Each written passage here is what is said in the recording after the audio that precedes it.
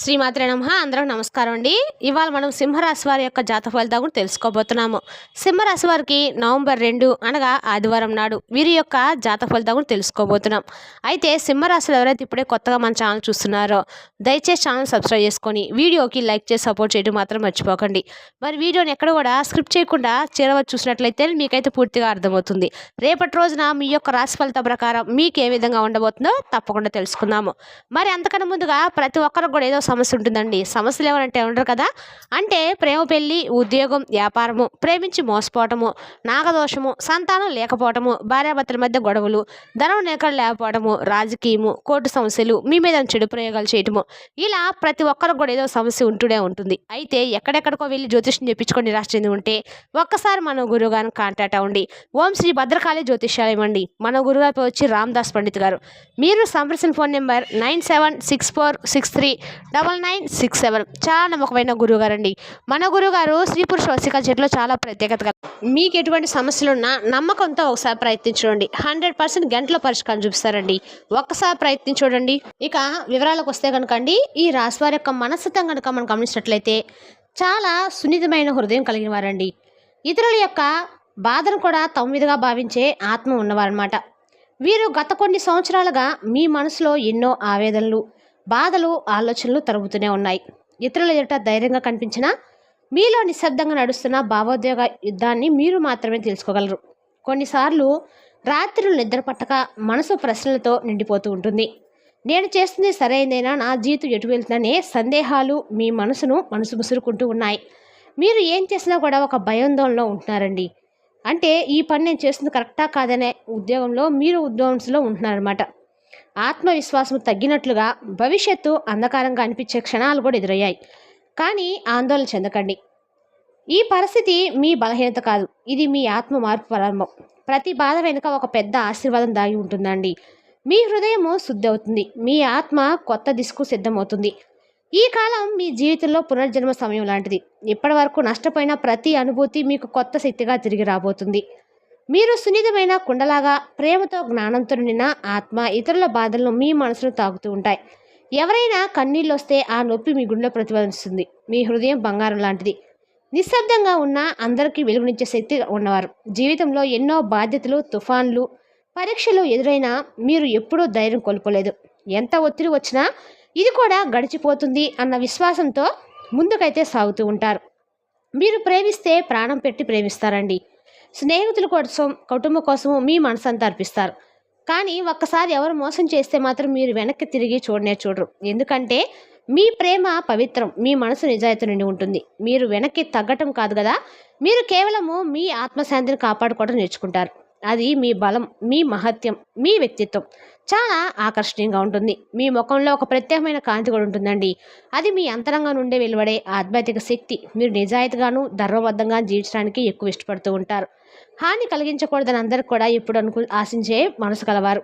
మీది గత కొంతకాలంగా మీ జీవితంలో ఎదురైన దెబ్బలు మీ గ్రహస్థితుల మార్పుల్లో దాగి ఉందండి. ఎప్పటికప్పుడు ఎదురయ్యే ఆర్థిక సమస్యలు, అనుకొని కుటుంబ వివాదాలు మరియు ఆరోగ్యపరమైన చిన్న చిన్న ఆటుపోట్లు ఇవన్నీ ఒక ఫేజ్ని కూడా సూచించాయి. కానీ ఆందోళన చెందకండి.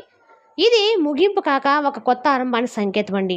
మీరు మీ శక్తిని బలపరచుకోవడానికి, మీలో దైవశక్తిని వెళ్ళుకోవడానికి రేపటి రోజున మించదనమాట. డబ్బు, కుటుంబ బంధాలు మీకు ఎంతో విలువైనవి. అవి కేవలం బాధ్యతలు అయితే కాదు, అవి మీ హృదయానికి ఆత్మీయత సంబంధం.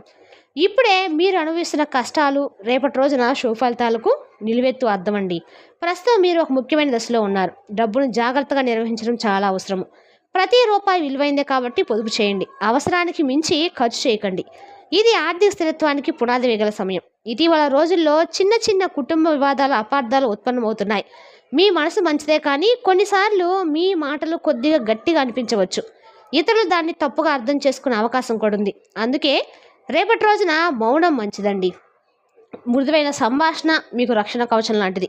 ఇంట్లో ప్రశాంతత లేకపోవడము, రాత్రులు నిద్ర రాకపోవడము, తల్లిగారి యొక్క ఆరోగ్య సమస్యలు లేదా వాహనంలో చిన్న చిన్న ఇబ్బందులు, ఇవన్నీ మీ మానసిక శాంతిని దెబ్బతీస్తాయి. ఇంటి పనుల్లో ఆటంకాలు, అపరిచితమైన ఒత్తిళ్లు ఇవి మీలో భయాలు, ఆందోళనలు రేపుతున్నాయి. కానీ గుర్తుంచుకోండి, ఇది శాస్త్రం అయితే కాదండి, మీలోని సహనాన్ని పరీక్షించే దశ. మీరు ప్రశాంతంగా, ఆత్మవిశ్వాసంతో ఉంటే మీ తుఫాను తర్వాత మీ జీవితంలో ప్రశాంతత, సంతోషం మళ్ళీ ప్రవహించబోతున్నాయి. మీ తల్లిదండ్రులు మీపై అపారమైన ప్రేమతో ఉన్నారు. వారి ఆశీస్సులు ఎప్పుడూ కూడా మీకు వెనకాల ఉంటూనే ఉంటాయండి. మీరు ఏం చేసినా కూడా రేపటి రోజున అన్ని రకాలు కూడా ఉంటుంది. రేపటి రోజు మీరు అవమానాలు కూడా ఇబ్బందులు రావచ్చు. కానీ భయపడాల్సిన అవసరం అయితే లేదండి. అలాంటి వ్యక్తులను గొడవ పడకుండా సున్నితంగా దూరంగా ఉంచండి. ఎందుకంటే భగవంతుడు చూస్తున్నాడు. మీ నిజాయితీని, మీ మనసు పవిత్రతను ఆయనే గమనిస్తున్నాడు. ఒక స్త్రీ వల్ల వచ్చిన నష్టాలను కూడా దేవుడు మీకు లాభంగా మార్చేస్తాడు. మీరు మాత్రము కోపం లేకుండా ప్రతీకారం ఆలోచించకుండా మీ మంచి పనులు, మీ కర్తవ్యాన్ని కొనసాగించండి. గుర్తుంచుకోండి, దేవుడు పరీక్షిస్తున్నాడు కానీ వదిలిపెట్టాడు. మీ ఆత్మశాంతి, మీ గౌరవము, మీ అదృష్టము ఇవి మీ అన్ని భగవంతుని రక్షలో ఉన్నాయండి. ఇక ఈ రాశి వారికి రేపటి రోజున ఒక పెద్ద మార్పు సంభవించబోతుంది. మీరు స్థల మార్పు పొందవచ్చు. కొత్త ఇంటికి వెళ్ళడం లేదా వాస్తు అనుకూలంగా మారడం వల్ల జీవితము సానుకూల దిశలో తిరుగుతుంది. ఇంతకాలం ఎదురైన చిన్న చిన్న ఆటంకాలు తొలగిపోయి శుభ ఫలితాలు మెల్లగా మీ జీవితంలోకి ప్రవేశిస్తున్నాయి. అయితే మీ మనసులో ఉన్న అసంతృప్తి, చుట్టుపక్కల ఉన్న నరకోశ నరదృష్టి వలన మానసికంగా బలహీనత కలుగుతుంది. అవి తొలగించుకోవాలంటే ప్రతిరోజు మీరు శివాలయానికి వెళ్ళడము, శివాలయంలో స్వామి దర్శనం చేసుకుని 11 ప్రదర్శనలు చేయడం వల్ల మీకు ఎంతకాలం మంచిది. భక్తితో చేసిన పూజ మీ చుట్టూ ఉన్న ప్రతికూల శక్తులను చెరగొడుతుందండి. ముఖంపై ఉన్న సింధూరాన్ని ధరించడం వల్ల, ఓ బొట్టు పెట్టుకోవడం వల్ల అన్ని రకాలుగా దిష్టి అనేది తొలగిపోతుంది. దుష్ట శక్తులు కూడా దూరం అవుతూ ఉంటాయి. ఇటీవల కుటుంబంలో భార్యాభర్తల మధ్య చిన్న గొడవలు, అనుమానాలు రావచ్చు. వ్యాపార భాగస్వాములతో కూడా అసంతృప్తి కనిపిస్తుంది. ఉద్యోగంలో అధిక ఒత్తిడి, వాగ్వాదాలు, సహోద్యోగుల కుట్రలు మీ మనసును బాధ పెడుతున్నాయి. కానీ గుర్తుంచుకోండి, ఇది తాత్కాలికం మాత్రమే. మీరు ధైర్యంగా ఉండాలి. మీ ఆత్మశక్తి ఇవే మీకు రక్షణ కావచ్చు. మీరు కోల్పోయిన ఆశను మళ్ళీ పొందుతారు. మీరు దేవుడు పరీక్షిస్తున్నాడని మాత్రమే అనుకోండి, విడిచిపెట్టకండి. ఇక ఈ రాశి వారు ఇప్పుడున్న ఈ పరిస్థితులు తాత్కాలికం మాత్రమే అండి. ఇదైతే ముగింపు కాదు, ఒక అద్భుతమైన కొత్త ప్రారంభం. మీ కష్టాలు తగిన ఫలితాలు ఇప్పుడు రావడం మొదలవుతున్నాయి. తల్లిదండ్రులు, స్నేహితులు, కుటుంబ సభ్యులు మీకు తోడుగా ఉంటారు. మీరు ఏ పని ప్రారంభించినా, అది వ్యాపారం అయి ఉండొచ్చు, ఉద్యోగమే అయి ఉండొచ్చు, విజయం మీ వైపే ఉంటుంది. శనివారాలు ప్రత్యేకంగా పుణ్యదినాలు. మీకు రేపటి రోజున ఆదివారం చక్కరగా నవగ్రహ ఆరాధన చేసుకోవడం వల్ల మీ కండకాలు కూడా మంచి జరుగుతుందండి. ఓం నవగ్రహాయ దేవే నమః అనే మంత్రాన్ని జపించడం వల్ల మీ కనుక అనుకూలంగా ఉంటుంది. మీకు శని ప్రభావం తగ్గుముఖం పడుతుంది. శని, రాహుకేతు దోషాలు తగ్గుతాయి. పంచముఖ రుద్రాక్ష ధరించడం ద్వారా మీ మానసిక సత్వం పెరుగుతుంది. భయం, ఆందోళన తొలగిపోతాయి. ఇంట్లో తులసి మొక్కను పెంచి ప్రతిరోజు దీపం వెలిగించడం వల్ల సకారాత్మక శక్తులు పెరిగి ప్రతికూల శక్తులు స్వయంగా దూరం అవుతాయి. మీరు దివ్య ఆశీర్వాదాలతో ముందుకు సాగుతూ ఉంటారు. దేవుడు మీ కష్టాలను చూసి మీకు అద్భుతమైన ఫలితాలు ఇవ్వబోతున్నాడండి. ప్రతిరోజు ఉదయం స్నానం చేసిన తర్వాత శ్రీ విష్ణు సహస్రనామం పారాయణ చేయడం లేదా కనీసమైన వినడం ద్వారా శుభప్రదం అన్నమాట. అలా చేయడం వల్ల మీ ఆత్మశాంతి పెరుగుతుంది. జీవితంలో సానుకూల శక్తులు ప్రవేశిస్తాయి. మీరు రేపటి రోజున ఆదివారం చక్కగా స్నానం ఆచరించిన తర్వాత పొద్దున్నే సూర్యునికి అర్ఘ్యం సమర్పించడం మాత్రం మర్చిపోకండి. మీరు మనసులో ఉన్న ప్రశాంతత అనేది, ధనవృద్ధి మరియు ఆధ్యాత్మిక శక్తి పెరుగుతాయి. అదేవిధంగా మహామృత్యుంజయ మంత్రం జపించడం ద్వారా ఆరోగ్యం మెరుగుపడుతుంది. దేహబలంతో పాటు మానసిక స్థిరత్వం కూడా పెరుగుతుందండి. రేపటి రోజున ఖచ్చితంగా మీరు ఎక్కడ సరే హనుమాన్ చాలీసా పఠించడం కూడా మంచిదన్నమాట. చాలా శక్తివంతమైన పరిహారం అండి. రేపటి రోజు మీరు పొద్దున్నే ఆంజనేయ స్వామి గుడికి వెళ్ళి సింధూరం సమర్పించి, సింధూరాన్ని బొట్టు పెట్టుకోవడం వల్ల తమలపాకు మాల సమర్పించండి. దాంతో మీకు ధైర్య బలము, కార్యసిద్ధి లభిస్తుంది. పేదలకు, వృద్ధులకు మీకు తోచినంత సాయం చేయండి. మీకు వీలుంటే ఏదైనా మూగజీవులకు ఆహారంగా పంచిపెట్టడం ద్వారా మీ కండకాలు కూడా అనుకూలంగా ఉంటుంది. ఏవైనా పితృదోషాలు ఉంటే రేపటి రోజు మీకు తగ్గుముఖం పట్టే సూచనలు అయితే బాగా కనబడుతున్నాయండి. మీ పుణ్యఫలాలు రెట్టింపవుతాయి అన్నమాట. ఎందుకంటే దైవం ఎప్పుడూ కర్మను గౌరవిస్తాడండి. మీరు మంచి పనులు చేస్తే గ్రహాలు స్వయంగా మీ పక్షాన్ని నిలుస్తాయి. మీరు ఫలితాల గురించి ఆందోళన చెందవద్దు. మీ కర్తవ్యాన్ని నిజాయితీగా, శ్రద్ధతో చేయండి. విజయాలు ఆలస్యం కావచ్చు, కానీ అవి తప్పక మీవే అవుతాయి. శని భగవానుడు శిక్షించడానికైతే కాదండి, మన జీవితాన్ని మారుస్తూ పాఠాలు నేర్పించడానికి వస్తాడు.